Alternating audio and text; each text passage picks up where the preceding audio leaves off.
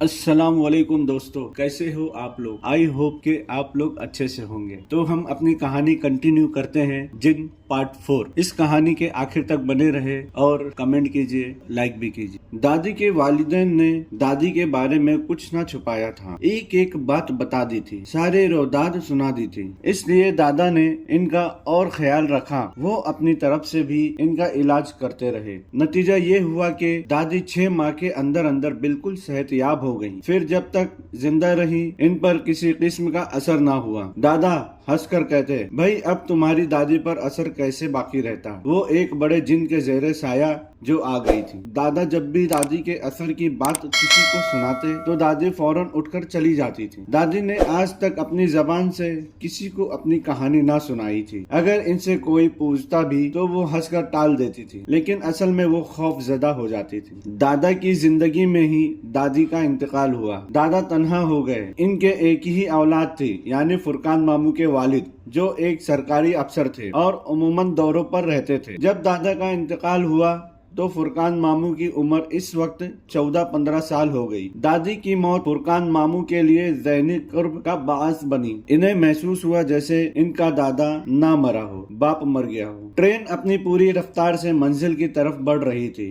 Station पर station गुजर रहे थे। फुरकान मामू की आंखों में यादों के दिए बुझने लगे थे। काले बिल्ले की आमद ने इन्हें ये वाकया याद दिलाया था। वो एक गहरी सोच में थे। इन्हें यूं महसूस हो रहा था कि जैसे आइंदा कुछ होने वाला हो। जब गाड़ी स्टेशन पर रुकी तो वहां बारात के इस्तकबाल के लिए लोग मौजूद थे। स्टेशन के बाहर एक लंबी बस खड़ी थी। सब लोग आराम से बस में सवार हो गए और बस उस्मानाबाद की तरफ रवाना हो गई। वो काला बिल्ला अचानक ही कहीं से निकला था और बस के चलते ही इसने छलांग लगाई थी और सीढ़ी के जरिए वो बस की छत पर पहुंच गया था। किसी को एहसास तक न था कि वो काला बिल्ला छत पर आराम से लेटा इनके साथ सफर कर रहा है। उस्मानाबाद पहुंचकर जब बस एक घर के सामने रुकी तो बारातियों के उतरने से पहले इस काले बिल्ले ने बस की छत से दीवार पर छलांग लगाई और दौड़ता हुआ घर के अंदर चला गया। बारात के लिए एक पूरा मकान खाली करा लिया गया था। इस मकान के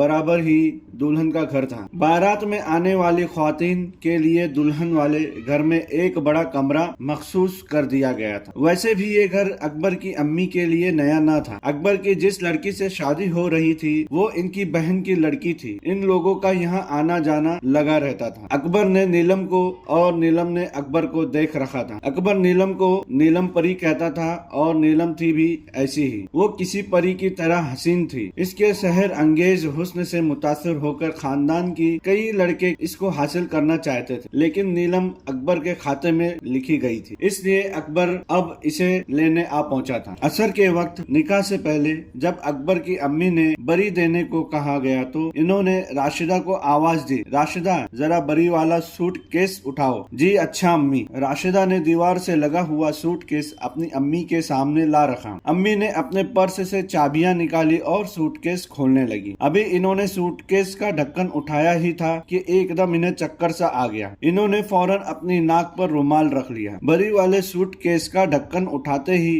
राशिदा की अम्मी को जो चक्कर आया था वो सिर्फ इन्हीं को नहीं आया था, बल्कि इस वक्त कमरे में जितनी ख्वातीन भी मौजूद थीं, सभी का ये हशर हुआ था। सबने जल्दी जल्दी अपनी नाकों पर दुपट्टे रख लिए थे। राशिदा का बुरा हाल था। इसे न सिर्फ चक्कर आया था बल्कि एकदम जी मतला उठा था। वो औ करती बाथरूम की तरफ भागी थी और वहाँ इसकी सारी आंतें सिमट कर हलक में आ गई थी। राशिदा को बदबू की बर्दाश्त न थी। जरा सी बदबू इसका दिमाग उलट देती थी। यही वजह थी कि वो हर वक्त परफ्यूम में नहाई रहती थी। सूटकेस से बरामद होने वाली बदबू ऐसी थी कि इसने दिमाग में घुसकर नसों तक को जला दिया। सूटकेस में मौजूद बरी की जोड़ों की बुरी हालत थी। वो सब एक दूसरे में लुथड़े हुए थे। इन जोड़ों को हाथ लगाना तो दूर की बात, कोई इनकी तरफ देख भी नहीं सकता था। बदबू इतनी शदीद थी कि अब एक कमरे में मौजूद दूसरी ख्वातीन को भी उल्टी आना शुरू हो गई थी। कमरे से सारी ख्वातीन भाग गई थी, लेकिन राशिदा की अम्मी मौजूद थी। उन्होंने बदबू से बचने के लिए अपने मुंह पर अच्छी तरह दुपट्टा बांध लिया था, लेकिन बदबू थी कि फिर भी घुसी चली आ रही थी। राशिदा की अम्मी बहुत परेशान थी। इनको समझ में नहीं आ रहा था कि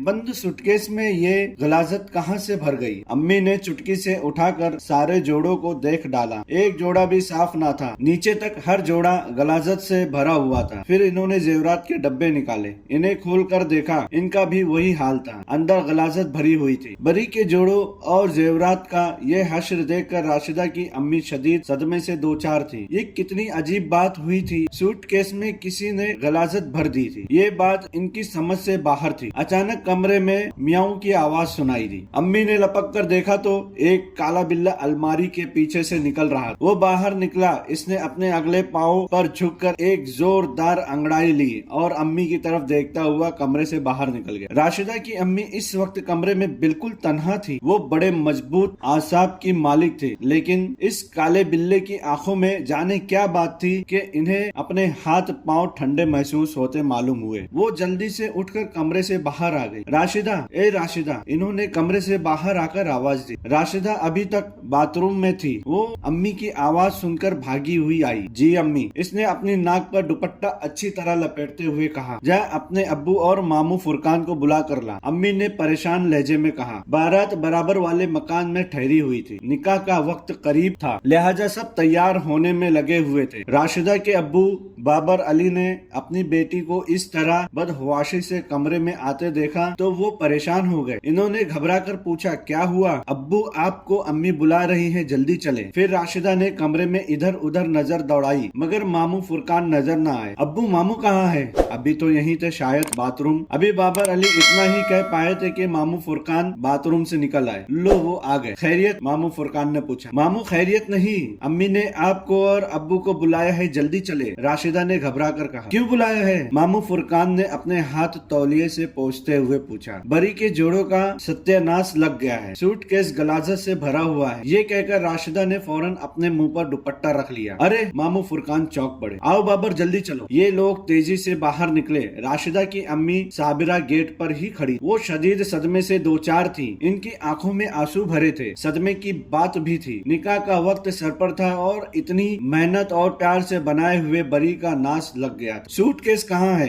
बाबर अली ने पूछा। ऐसा कैसे हो गया? वो अंदर है, कमरे में। साबिरा ने अपने आंसू को जब्त करते हुए कहा। मुझे मालूम नहीं ये गलाजत इसमें कहाँ से आई। आओ देखते हैं, तुम परेशान मत हो। मामू फुरकान ने साबिरा के कंधे पर हाथ रखकर तसल्ली दी। मैं इतनी मेहनत से बरी तैयार की थी, इतने शौक से एक एक जोड़ा बनाया था। साबिरा ने हाथ मलते हुए कहा। सब बर्बाद हो गया। जिस कमरे में सूटकेस था वहाँ कोई न था। इस वाक़े ने घर की तमाम ख्वातीन को खौफ में मुबत्तला कर दिया। मामू फुरकान ने आगे कदम बढ़ाए। इनके पीछे बाबर अली थे। कमरे में दाखिल होते ही बदबू का एक तेज भभका आया। हालांकि सूटकेस बंद था। मामू फुरकान ने फौरन अपनी सांस रोक लिए और तेजी से नाक पर रुमाल रख लिए। बाबर अली का भी यही हाल था। वो भी अपने नाक रुमाल से ढक चुके थे। साबिरा कमरे में ना आई थी। वो दरवाजे पर खड़ी थी। मामू फुरकान ने सूटकेस का ढक्कन उठाया। ढक्कन उठाते ही बदबू का तूफान उठा। नाक बंद होने के बावजूद फुरकान को अपने दिमाग की नसें जलती हुई महसूस हुई। गलाजत को देखकर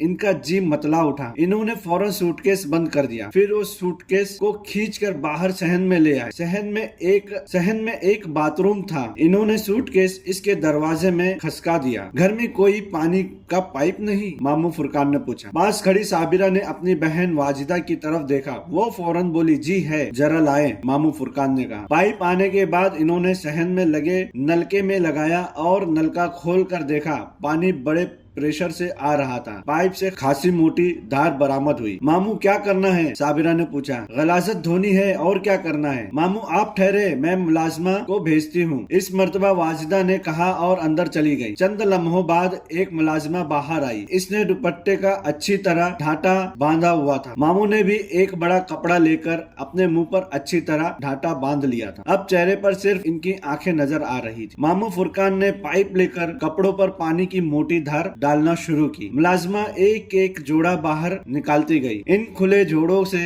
इस कदर शदीद बू उठ रही थी कि आसपास के मुकीन भी परेशान होकर बाहर आ गए थे और हैरान और परेशान होकर देख रहे थे कि ये बदबू कहाँ से आ रही। कपड़ों से जब अच्छी तरह गलाजत दूर हो गई तो इन कपड़ों को सरफ के पानी में डाला गया। इसके बाद जेवरात को डुबोकर भी इसे अच्छी तरह से धोया गया। निकाह जो असर के बाद होने वाला था इसे मुलतवी किया गया, इशा के बाद रखा गया। निकाह के जोड़े को जल्दी जल्दी इस्त्री से सुखाने की कोशिश की गई। जोड़ा तो सूख गया लेकिन इसमें से बदबू ना गई। इस सूरत हाल में फिर घर वालों को परेशान कर दिया। मामू फुरकान ने मशवरा दिया कि किसी अच्छे ड्राई क्लीनर से जोड़ा अर्जेंट ड्राई क्लीन करवा लिया जाए। निकाह तो इशा तक मुलतवी कर दिया था, अभी वक्त था। एक बंदे को गाड़ी पर शहर के एक बड़े ड्राई क्लीनर्स की तरफ भगाया गया। वो 1 घंटे में कपड़े वापस लेकर आया लेकिन नतीजा वही, ढाक के 3 पात। कपड़ों से अब भी हल्की हल्की बदबू आ रही थी। जेवरात का भी यही हाल था। इन्हें अच्छी तरह सर्फ में धोने के बावजूद इनकी बदबू ना निकली। पता नहीं ये किस किस्म की बदबू थी। अब क्या करें? साबरा ने बाबर अली से कहा, जोड़ा इस काबिल है कि इसे पहनाया जाए और ना जेवरात। वैसे वाजिदा कह रही है कि परेशान होने की जरूरत नहीं, नीलम के पास बहुत जोड़े हैं, इनमें से कोई पहन लेगी। नहीं, ये कैसे हो सकता है? बाबर अली ने कहा। क्यों मामू, आपका क्या ख्याल है? मैं तुम्हारे ख्याल से मुत्तफिक हूँ। दुल्हन को हमारे यहाँ का जोड़ा पहनना चाहिए, मामू फुरकान ने कुछ सोचते हुए कहा। और ये कोई ऐसा मुश्किल काम नहीं है, लेकिन इतनी जल्दी नया जोड़ा कैसे बन जाएगा? बाबर अली ने मामू फुरकान की आंखों में देखते हुए कहा, आजकल बाजार में सब कुछ मिल जाता है। ये हमारे वक्तों का जमाना नहीं है कि महीनों शादी की तैयारी करना पड़ती थी। अब तो 4 दिन में शादी की पूरी तैयारी हो सकती। मामू फुरकान ने हंसकर कहा, ठीक है, फिर बाजार से जाकर एक जोड़ा और जेवरात का एक सेट खरीद लाते हैं। बाबर अली ने कहा, क्यों साबरा, ठीक है ना? जी बिल्कुल ठीक है, लेकिन कुछ पैसों का मसला होगा। साबरा ने फिक्रमंद होकर कहा, पैसों का कोई मसला नहीं, मैं तुम लोगों के साथ चलता हूँ, मेरे पास पैसे बहुत हैं। मामू फुरकान ने अपनी जेब पर हाथ रखते हुए कहा। मामू फुरकान तकरीबन तैयार ही थे, बस दूसरे मकान में जाकर इन्होंने अपना कोट पहना और अपने सूटकेस में से मजीद पैसे निकालकर जेब में रख लिए। इस वक्त इनकी जेब में 15,000 रुपये थे। 10,000 साबिरा ने अपने पर्स में रख लिए थे। जब वाजिदा और इनके शौहर को पता चला कि ये लोग बरी के जोड़े और जेवर खरीदने के लिए बाजार जा रहे हैं तो इन्होंने इन्हें रोकने की कोशिश की, लेकिन बाबर अली और फुरकान मामू नहीं माने और वो फौरन गाड़ी लेकर अनारकली की तरफ चल दिए। अकबर को जब ये मालूम हुआ कि बरी के जोड़ों और जेवरात का क्या हश्र हुआ है तो वो परेशान हुए बगैर न रह सका। सूटकेस में गलाजत किसने भर दी, ये सोच सोच कर वो हलकान हो गया। फिर इसे फिक्र हुई कि अब बरी के जोड़ों का क्या होगा, कहाँ से आएंगे। फिर इसे किसी ने बताया कि मामू फुरकान तुम्हारी अम्मी और अब्बू को लेकर अनारकली गए हैं बरी का जोड़ा और जेवरात लेने। तो इसकी कुछ जान में जान आई, वरना इसे तो शादी खतरे में पड़ती नजर आ रही। बरी के बगैर कैसे होती शादी। गाड़ी उस्मानाबाद से निकली तो मामू फुरकान जो अगली सीट पर बैठे थे मुड़कर बाबर अली से मुखातिब हुए, भाई बाबर, तुम्हारी बीवी साबिरा तो जिन्नात पर यकीन रखती नहीं है, ये तो मुझे भी तोहम प्रस्त कहती है, लेकिन अब तुम दोनों मुझे ये बताओ कि ये गलाजत सूटकेस में कहाँ से आई। पिछली सीट पर बाबर अली के साथ साबिरा बैठी हुई थी। मामू फुरकान की बात सुनकर इसने कहा, मामू फुरकान, मैं तो चकरा कर रह गई हूँ, समझ में नहीं आ रहा है कि ये सब क्या हो रहा है। अकल को दंग करने वाले वाकयात पे दर पे क्यों हो रहे हैं। साबिरा, तुमने ट्रेन में काले बिल्ले को देखा था? मामू फुरकान ने पूछा। जी देखा था, साबिरा ने जवाब दिया। तुम्हें इसे देखकर क्या महसूस हुआ? मामू फुरकान ने दूसरा सवाल किया। मुझे इसे देखकर ये महसूस हुआ कि वो एक काला बिल्ला है, साबिरा ने बड़े एतमीनान से जवाब दिया। वो काला बिल्ला तुम्हारे बेटे अकबर के कंधे पर कूदा था, मामू फुरकान ने बताया। अच्छा, फिर? साबिरा ने मामू फुरकान को गौर से देखते हुए कहा, तुम्हारे बेटे ने इसका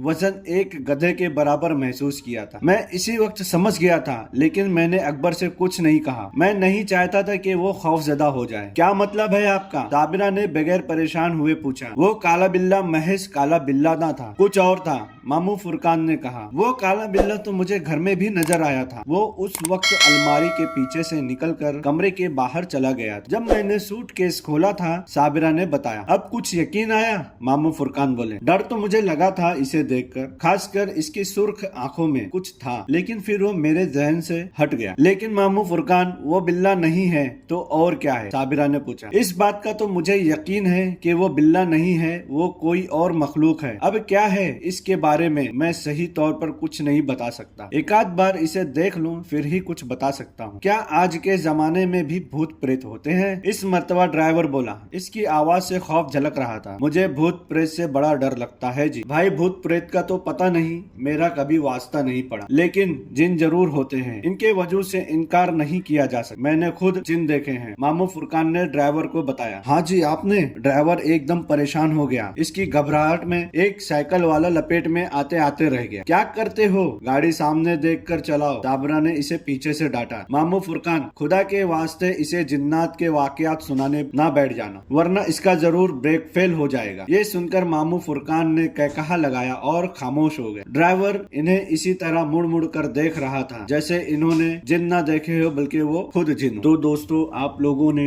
इस कहानी का चौथा पार्ट सुना। आई होप कि आप लोगों को पसंद आई कहानी। इस कहानी का और भी पार्ट है जो मैं इंशाल्लाह बहुत जल्द लेके आऊंगा, 5वां पार्ट। तो आप लोग मेरे चैनल पे बने रहिए और सपोर्ट कीजिए, सब्सक्राइब कीजिए, लाइक कीजिए और अपने दोस्तों को भी शेयर कीजिए। शुक्रिया, खुदा हाफिज।